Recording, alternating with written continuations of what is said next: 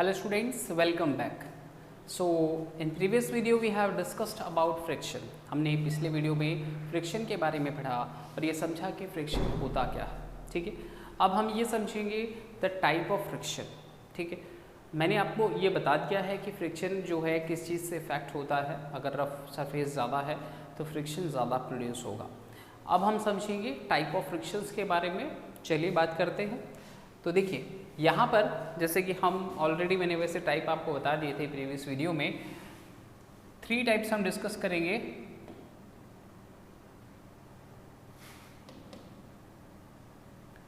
Static friction, sliding friction and rolling friction. इसके अलावा मैं आपको स्टैटिक, स्लाइडिंग और रोलिंग के अलावा एक डायनेमिक फ्रिक्शन भी बताऊंगा. एक्चुअल में ये जो स्लाइडिंग फ्रिक्शन और रोलिंग फ्रिक्शन आप देख रहे हैं, स्लाइडिंग और रोलिंग फ्रिक्शन, वो डायनेमिक फ्रिक्शन के टाइप्स ही होते हैं.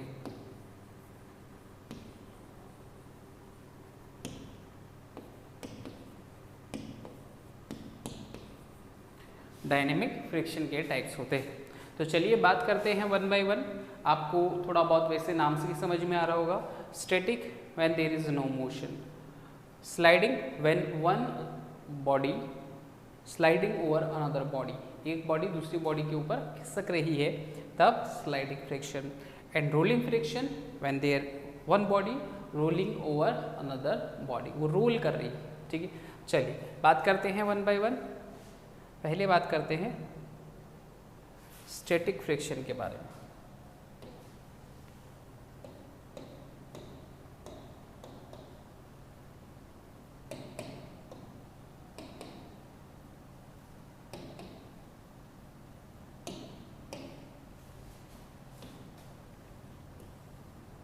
देखिए स्टैटिक फ्रिक्शन के लिए हम क्या कहेंगे?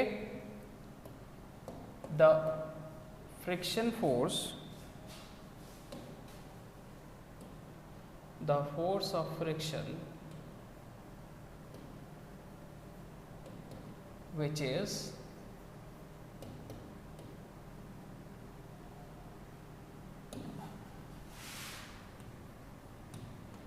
adjusting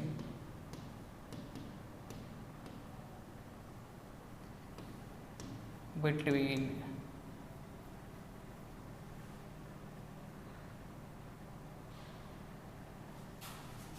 two surfaces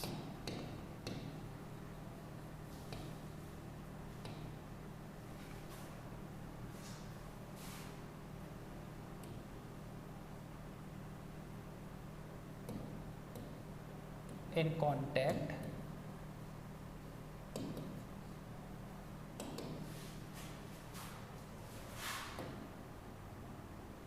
when there is no relative motion. कहने का मतलब ये है कि स्टैटिक फ्रिक्शन कब प्रोड्यूस होता है, कब एग्जिस्ट करता है? जब दो सरफेसेस जो आपस में कांटेक्ट में हैं पर उसमें कोई मोशन नहीं हो रहा है. मान लीजिए कि एक ये नॉर्मल सरफेस है और इस पर एक बॉक्स रखा हुआ है, हैवी बॉक्स वो रखा हुआ है. तो ये बॉक्स जो इस पर रखा हुआ है, ठीक है, इसको धक्का हम नहीं दे रहे, मूव नहीं कर रहे हैं, तो ये रेस्ट पोजीशन में है. और रेस्ट पोजीशन में है मतलब स्टैटिक, आप इसको कंडीशन बोल सकते हैं. स्टैटिक मीन्स रेस्ट पोजीशन में है वो. और जब रेस्ट में हो तब जो फ्रिक्शन प्रोड्यूस होता है इन दोनों के बीच में, वो कहलाता है स्टैटिक फ्रिक्शन. अब देखिए मान लीजिए आप इसको मूव करना शुरू करते हैं.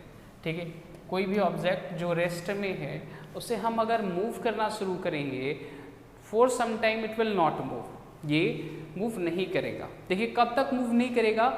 जब आप फोर्स लगा रहे हैं, थोड़ा फोर्स आपने लगाया, तो वो फोर्स जब तक फ्रिक्शन जो फोर्स अप्लाई कर रहा है अपोजिट डायरेक्शन से, मोशन के अपोजिट, आप इधर से धक्का दोगे तो फ्रिक्शन अपोजिट काम कर रहा है. तो आपका लगाया हुआ फोर्स जब तक कि फ्रिक्शन फोर्स से ज़्यादा नहीं हो जाता, मतलब इधर से जो फोर्स लग रहा है अगर उससे कम फोर्स आपका है तो ऑब्जेक्ट मूव नहीं करेगा। भाई सिंपल सी बात है, आपके एक साइड में, अब मान लो आप खड़े हो, एक साइड में कोई हैवी पर्सन खड़ा है, स्ट्रॉन्ग बॉय है मान लीजिए, तो या एडल्ट पर्सन है, कोई बड़ा आदमी आपसे खड़ा है, तो वो दोनों पुश कर रहे हैं, आप इधर से पुश कर रहे हो, वो सामने से पुश कर रहा है, तो क्या आप उधर उसको मूव कर पाओगे? ये इधर वाला जो है वो आपकी तरफ पुश कर देगा उस ऑब्जेक्ट को, ठीक है। लेकिन यहाँ पर जैसे मान लेते हैं कि वो पर्सन, उसका काम सिर्फ रोकने का है, ठीक है, मतलब वो उस बॉक्स को खिसकने नहीं देगा, और आप उसको खिसकाने की कोशिश कर रहे हो, तो क्या खिसका पाओगे? नहीं खिसका पाओगे ना। जब तक आपका फोर्स कम है तो उस पर्सन की जगह पे आप किसको रख लीजिए? फ्रिक्शन फोर्स को रख लीजिए। तो फ्रिक्शन फोर्स, फ्रिक्शन जो है फोर्स, जब तक ज़्यादा है आपके लगाए हुए फोर्स से, अप्लाइड फोर्स, आपके लगाए हुए फोर्स से अगर कम है तो ऑब्जेक्ट मूव नहीं करेगा, वो वहीं की वहीं रहेगा। आपने नोटिस किया होगा ना, भारी ऑब्जेक्ट आप पहले शुरू में जब फोर्स लगाते हो नहीं खिसकता, लेकिन जैसे जैसे आप फोर्स के अमाउंट को बढ़ाते हो, अपनी ताकत बढ़ाते हो, फिर वो धीरे धीरे ऑब्जेक्ट खिसकना शुरू होता है। ऐसा ही होता है ना, ऐसा थोड़ी कि आपने धक्का लगा खिसक गया। तो उसमें ये जब वो ऑब्जेक्ट खिसकना शुरू करता है, इसका मतलब ये हुआ कि आपका जो लगाया हुआ फोर्स है, आपका लगाया हुआ फोर्स है, और जो फ्रिक्शन वो अप्लाई हो रहा है वो कम हो गया। आपका लगाया हुआ फोर्स उस फोर्स से ज़्यादा है। जब हम फोर्स ज़्यादा लगाएंगे, फ्रिक्शन कम हो जाएगा, तब ऑब्जेक्ट मूव करेगा, अदरवाइज ऑब्जेक्ट मूव नहीं करेगा। तो यहाँ पर हम बात कर रहे थे स्टैटिक फ्रिक्शन के बारे में। The force of friction which is existed between two surfaces in contact when there is no relative motion. जब कोई रिलेटिव मोशन नहीं होता है तब वो फ्रिक्शन जो प्रोवाइड करता है वो कहलाता है स्टैटिक फ्रिक्शन, यानी जब वो ऑब्जेक्ट रेस्ट में हो तब वो स्टैटिक फ्रिक्शन कहलाता है। यहाँ पर मैं आपको एक स्टैटिक फ्रिक्शन के साथ में एक लिमिटिंग फ्रिक्शन भी बताना चाहूँगा।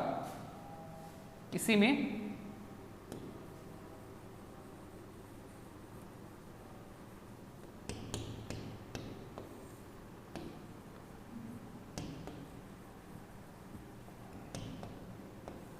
देखिए, जैसे मैंने बताया, मान लीजिए आप फोर्स लगाना शुरू करते हैं उस बॉक्स पे, फ्रिक्शन फोर्स जब तक ज़्यादा रहता है आप मूव नहीं कर पाते हैं, लेकिन जैसे जैसे आप फोर्स अपना बढ़ाते हैं, फ्रिक्शन फोर्स तो उतना ही है, तो धीरे धीरे फ्रिक्शन फोर्स कम हो जाएगा और वो ऑब्जेक्ट खिसकेगा। मतलब आपका फोर्स जैसे ज़्यादा, ऑब्जेक्ट खिसकेगा, और जैसे ही आप कम फोर्स लगाना शुरू करोगे फिर से वो ऑब्जेक्ट रुक जाएगा, है ना।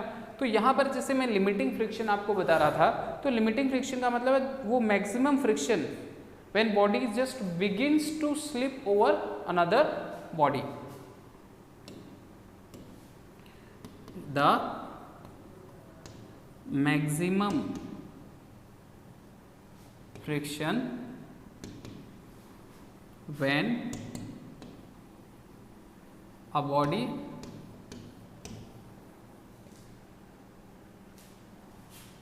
just begins to move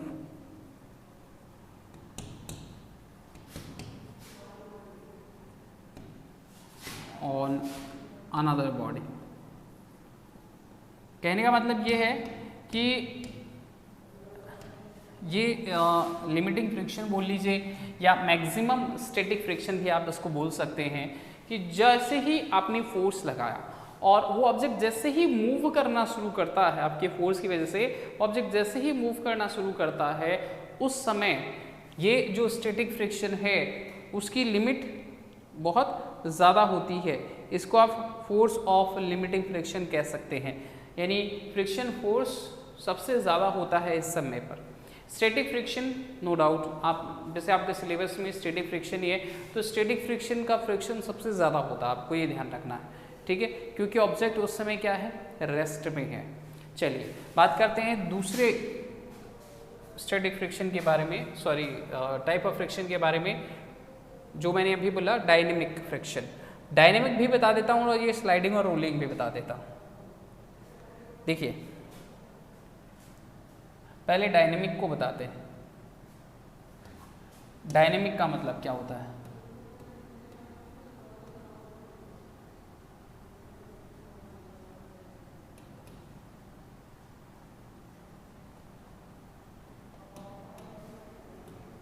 देखिए जब एक बॉडी दूसरी बॉडी पे मूव करती है, रेस्ट में है तब तो स्टैटिक, और एक बॉडी मान लीजिए दूसरी बॉडी पे मूव कर रही है, अब चाहे वो ऐसे स्लाइड कर रही है या फिर रोल कर रही है, उसके ऊपर मतलब ऐसे रोल कर रही है, पहिए लगे हुए हैं गाड़ियों में जैसे, तो वो रोल करे या स्लाइड करे कोई फर्क नहीं पड़ता, वो डायनेमिक फ्रिक्शन कहलाता है। मतलब व्हेन अ बॉडी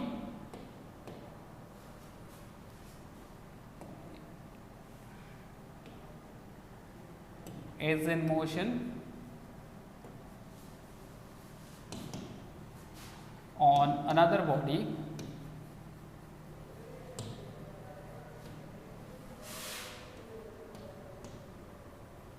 then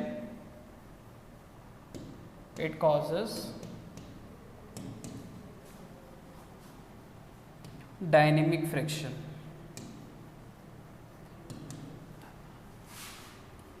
कहने का मतलब कि अगर एक ऑब्जेक्ट दूसरे ऑब्जेक्ट पे मूव कर रहा है तो उस कंडीशन को हम डायनेमिक फ्रिक्शन कहते हैं, और डायनेमिक फ्रिक्शन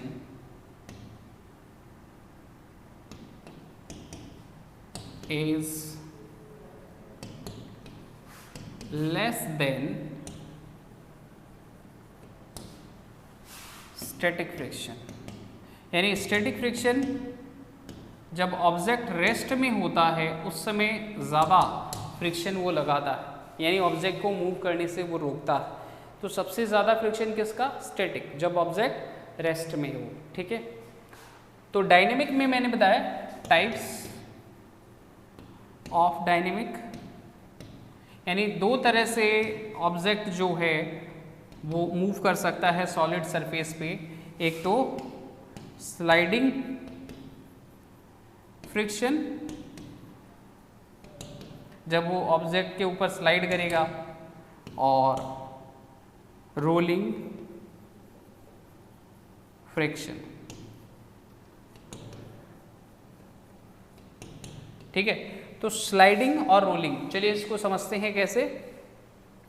देखिए यहां पर एक सेकेंड, पहले समझते हैं स्लाइडिंग फ्रिक्शन को।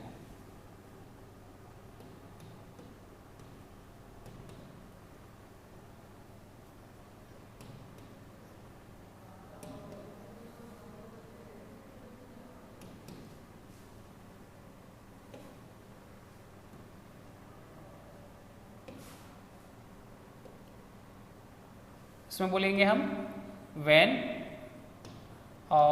बॉडी, और ऑब्जेक्ट भी लिख सकते हैं हम,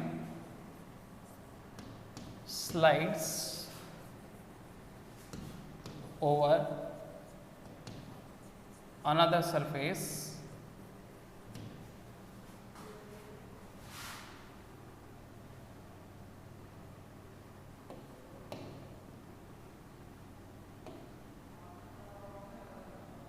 then it causes sliding friction।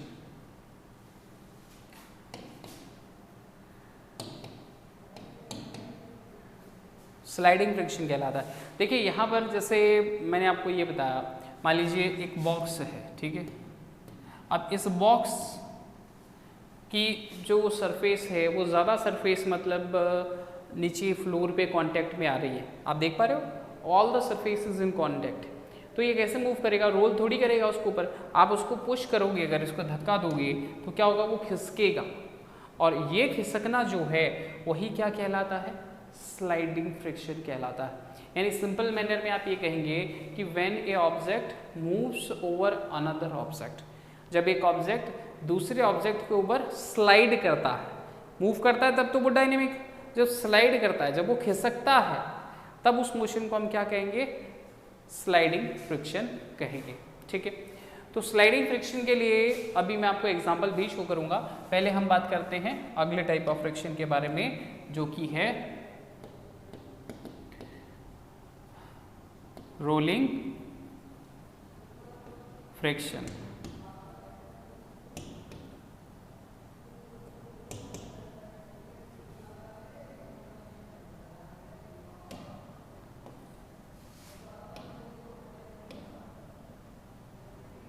when a body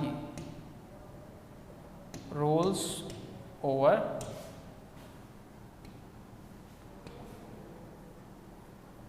another body in contact,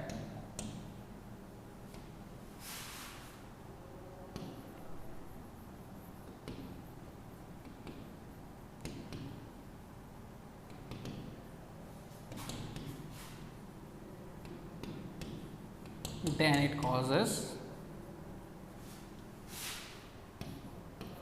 rolling friction. मतलब कहने का ये है कि अगर एक ऑब्जेक्ट दूसरे ऑब्जेक्ट के ऊपर क्या करे, रोल करे। जैसे देखिए एक मैं अपने हाथों को कुछ इस तरह से मूव कर रहा हूँ, एक हाथ की सरफेस दूसरे हाथ की सरफेस पे मूव कर रहा हूँ, उस समय क्या हो रहा है, स्लाइड हो रही है, ठीक है। तो ये क्या है, स्लाइडिंग फ्रिक्शन है। लेकिन यही अगर मैं बीच में पेन रख लेता हूँ, अब इसको मूव कर रहा हूँ हाथ को, तो वो पेन आपको दिख रहा है रोल हो रहा है, तो ये क्या हो गया, rolling friction. When a body surface rolls on another body surface, जब दूसरी बॉडी पे एक बॉडी रोल करती है, घूमती है, तब तो वो रोलिंग फ्रिक्शन, और अगर वो स्लाइड करती है तो वो स्लाइडिंग फ्रिक्शन।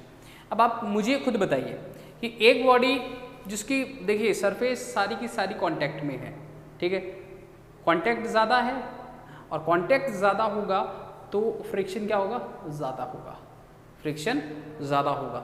और वही आप देखिए पेन लिया, अब पेन और इस दूसरे सरफेस में कांटेक्ट देखिए, तो सिर्फ पेन जितना कांटेक्ट हो रहा है उतनी है, बाकी सरफेस फ्री है, ठीक है। सो कम सरफेस कांटेक्ट में है, इसलिए वो जो फ्रिक्शन फोर्स है वो कम लगेगा।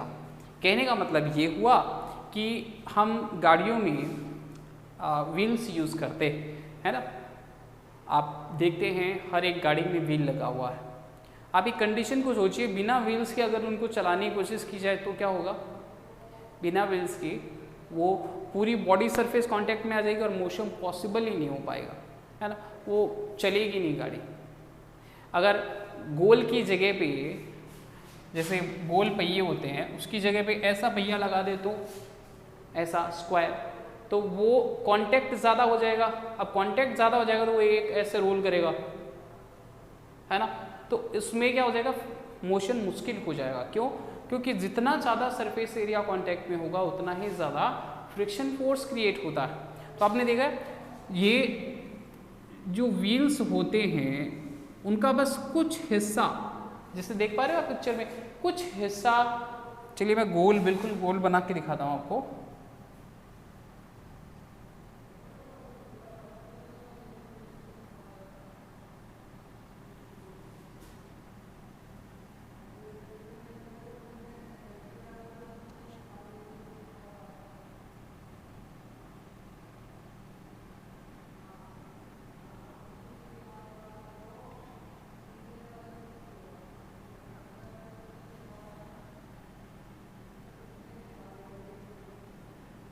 देखिए स्टूडेंट्स, तो यहाँ पर जैसे आप देख पा रहे हैं ये जो गोल स्ट्रक्चर है, आप देखिए सरफेस एरिया कौन ज़्यादा टच कर रहा है, ये बॉक्स का सरफेस एरिया देखो पूरे के पूरे टच में आ रहा है, लेकिन इसका सरफेस एरिया देखो थोड़ा सा हिस्सा टच में आ रहा है ना, रोल जो करता है व्हील, तो इसमें कम सरफेस एरिया कॉन्टैक्ट में है, तो फ्रिक्शन ज़्यादा प्रोड्यूस किस में होगा, बॉक्स वाले में।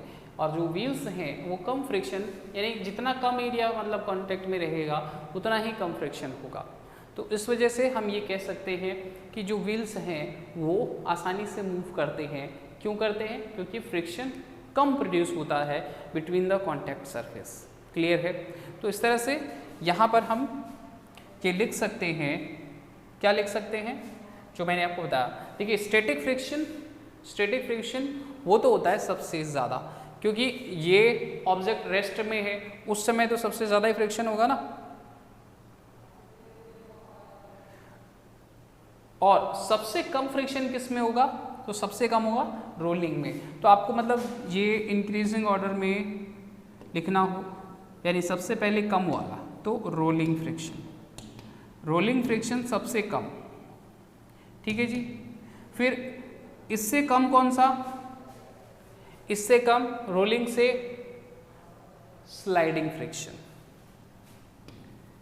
सॉरी रोलिंग से ज़्यादा, कम नहीं बेटा, रोलिंग से ज़्यादा स्लाइडिंग फ्रिक्शन, यानी जब एक ऑब्जेक्ट दूसरे ऑब्जेक्ट पे स्लाइड कर रहा हो, और स्लाइडिंग से भी ज़्यादा कौन सा हो जाएगा, static friction.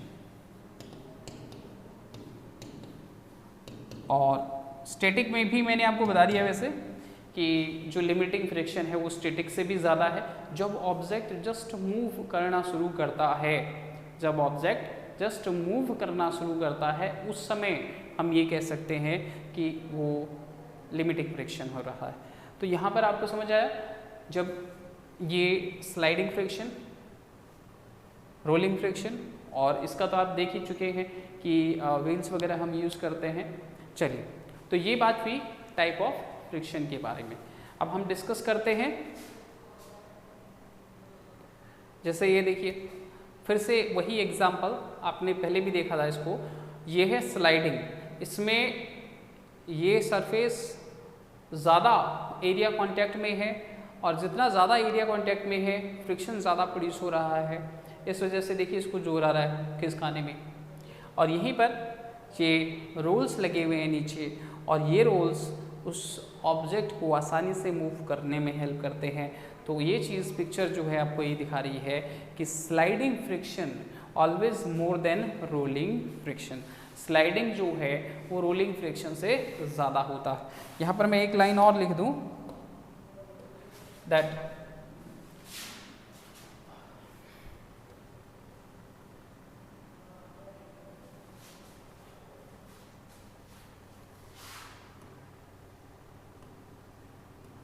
more area in contact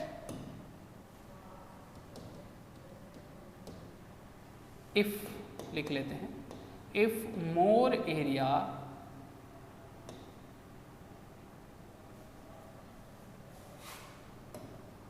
more surface area is in contact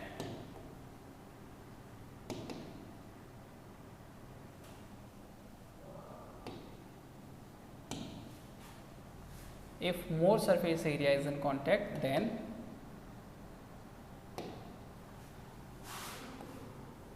more friction will produce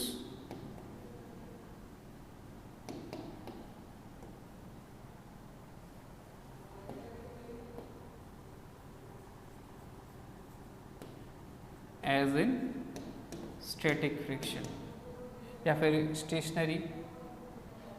stationery static एक ही बात है। यहाँ पे स्लाइडिंग लिख लेते हैं अपन, as in sliding friction.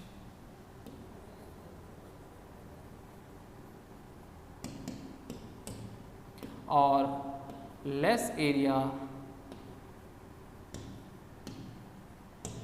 In contact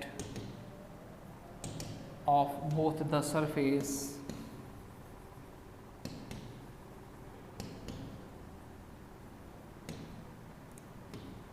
produces less friction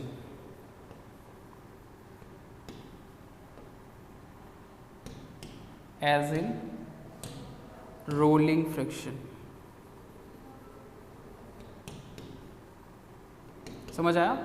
कहने का मतलब जितना ज़्यादा एरिया टच में होगा, कांटेक्ट में होगा, फ्रिक्शन उतना ही ज़्यादा होगा, और जितना कम होगा फ्रिक्शन उतना ही, ये जितना ज़्यादा एरिया कांटेक्ट में होगा फ्रिक्शन उतना ही ज़्यादा होगा, और जितना कम एरिया कांटेक्ट में होगा सरफेस की, जैसे रोल्स में होता है, तो फ्रिक्शन कम होगा, तो मोशन आसानी से हो पाएगा। ठीक है, अब आप आगे देखिए यहाँ पर हम एडवांटेज की बात करते हैं कि ये जो फ्रिक्शन है उसके फ़ायदे क्या हैं, how does it is important to us, कैसे हमारे लिए हेल्पफुल है।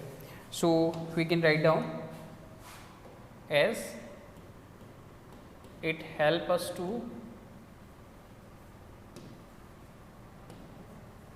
walk, run or jump on a surface।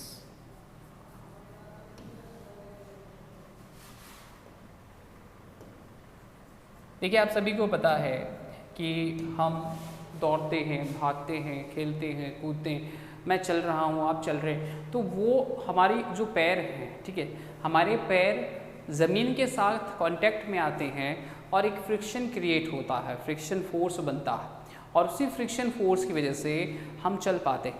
हम देखिए चलते हैं ना, तो जब हम चलते हैं तो हमारा पैर, मान लीजिए ऐसे, तो हमारा पैर जो है वो रोड को पुश करता है, ठीक है, पीछे की तरफ धक्का देता है, तो हम आगे की तरफ जाते हैं। पिछला पैर जो है ना अपना, ये पिछला पैर वो रोड को ऐसे पुश करता है और हम आगे की तरफ जाते हैं।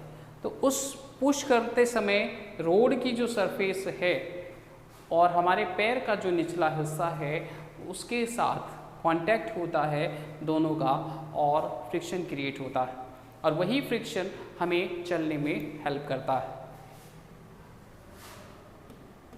Friction help us to hold things.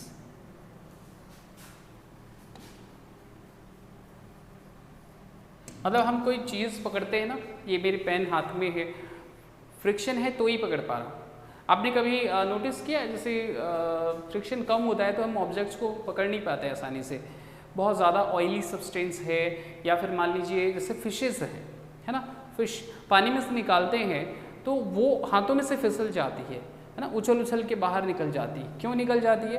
क्योंकि उसकी जो स्किन है वो मॉइस्ट स्किन होती है, नमी ज़्यादा होती है, तो वो फ्रिक्शन कम हो जाता है उसकी वजह से, और हमारे वो आसानी से पकड़ में नहीं आती, ठीक है। तो साथ में आपने ये भी नोटिस किया होगा ना, कई बार हमारे हाथों मान लीजिए ऑयल लगा हुआ है, बहुत ज़्यादा ऑयल लगा हुआ है, और आप बोतल की ढक्कन खोलने की कोशिश कीजिए, आपसे वो ढक्कन नहीं खुलेगा। क्यों नहीं खुलता है? क्योंकि आपके हाथों में जो ऑयल है वो पकड़ नहीं बना पा रहा है। फ्रिक्शन क्या करता है? हमारे ऑब्जेक्ट्स के साथ में पकड़ बनाने में मदद करता है। यानी जो मैंने इरेगुलरिटीज़ बताई थी, असमानताएं, तो वो इरेगुलरिटीज़ जो रफनेस होती है वो बॉटल के ढक्कन के साथ इंटरलॉक हो जाती हैं, और फिर वो आसानी से हम ऑब्जेक्ट को पकड़ पाते हैं। लेकिन वही जब ऑयल है तो ऑयल क्या करता है? आपके रफनेस को कम कर देता है, आपकी स्किन की रफनेस को कम कर देता है, और आपको वो ऑब्जेक्ट पकड़ में नहीं आता है, बार बार स्लिप होता है ना। तो ये एग्जाम्पल्स आपके चीज़ों को पकड़ने के लिए हेल्पफुल होता है। इसके अलावा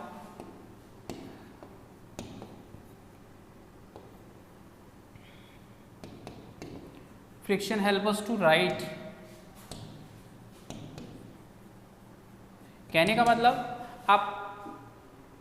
आप लोग पेन से पेज पे लिखते हैं, मैं मान लीजिए चॉक से बोर्ड पे लिखता हूँ। इस समय मैं ये डिजिटल पेन जरूर यूज़ कर रहा हूँ, लेकिन हम चॉक से लिखते हैं, जो कि फ्रिक्शन क्रिएट होता है चॉक और ब्लैक बोर्ड के बीच में। आपने कई बार नोटिस किया होगा वो चॉक बोर्ड पे चलती नहीं है। क्यों नहीं चलती है? क्योंकि वो ज़्यादा स्मूथ हो गई है, और जो रफ सरफेस है बोर्ड की वो प्लेन हो जाती है ज़्यादा, तब वो बोर्ड पर नहीं चलती। क्यों? क्योंकि फ्रिक्शन नहीं है।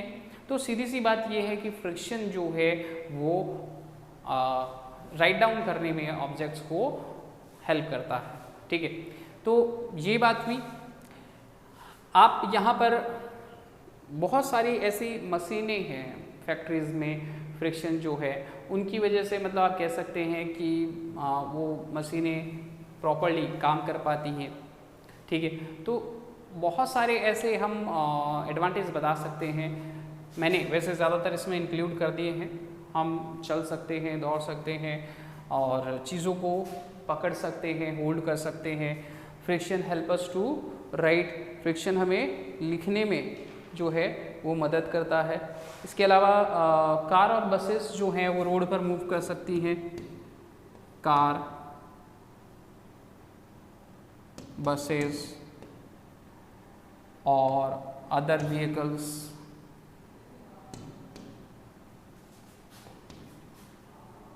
Can move on road due to friction. देखिए अगर फ्रिक्शन नहीं होगा, ठीक है, तो क्या होगा कि वो जो पहिया है वो गोल गोल नहीं घूमेगा, वो स्किट करेगा। बारिश के दिनों में देखा स्किट कर जाता है। तो वो जो रोल करता है पहिया, गाड़ियाँ वगैरह चलती हैं, वो फ्रिक्शन की वजह से ही हो पाता है। इसके अलावा आपने देखा है, आप मैच स्टिक जलाते, माचिस को आप उस डिब्बी पे जो सरफेस है उस पर आप उसको रब करते हो, ऐसे रगड़ते हो, और जब वो रब करते हो तो हीट प्रोड्यूस होती है और उसकी वजह से वो मैच स्टिक, माचिस जो है जलने लग जाती है। यानी फ्रिक्शन हीट भी प्रोड्यूस करता है, ठीक है। कुछ कंडीशन में, ज़्यादातर कंडीशन में हीट हमारे लिए फ़ायदेमंद नहीं होती है, लेकिन यहाँ पर हीट फ़ायदेमंद है, माचिस जल जाती है ना, due to that friction between these two surfaces. दो सरफेस के बीच में जब फ्रिक्शन क्रिएट होगा तो हीट प्रोड्यूस होगी और उस हीट की वजह से वो माचिस जलने लग जाती है। तो आप लिख सकते हैं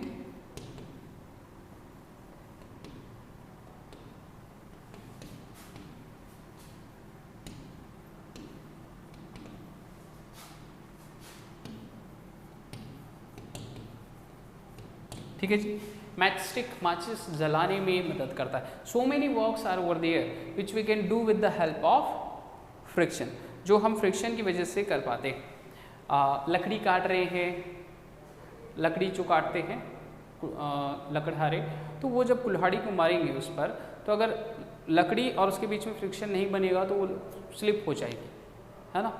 ऐसे बहुत सारे वर्क हैं, आप ज़्यादातर वर्क देखिए, कोई भी वर्क आप उठा करके देख लीजिए, उसमें फ्रिक्शन की ज़रूरत होती है। मशीन, मोटर मशीन्स वगैरह काम कर रही हैं, फ्रिक्शन की वजह से काम कर रही हैं, पकड़ बनी रहेगी। हम कील ठोकते हैं दीवार में, है ना, दीवार में कील ठोकते हैं, तो अगर फ्रिक्शन नहीं होगा, अगर वो पकड़ नहीं बन पाएगी उस कील और दीवार के बीच में, तो वो नहीं चलेगा, मतलब कील ठुकेगी नहीं। तो ऐसे प्लास है, पेचकस है, बहुत सारे फंक्शंस ऐसे आप बता सकते हैं। Without friction we are not able to do. तो फ्रिक्शन हमारे लिए बहुत हेल्पफुल होता है, लेकिन जैसा कि मैंने आपको बताया, फ्रिक्शन के लॉस भी होते हैं, वो भी हम डिस्कस करेंगे, ओके, अगले वीडियो में। Thank you.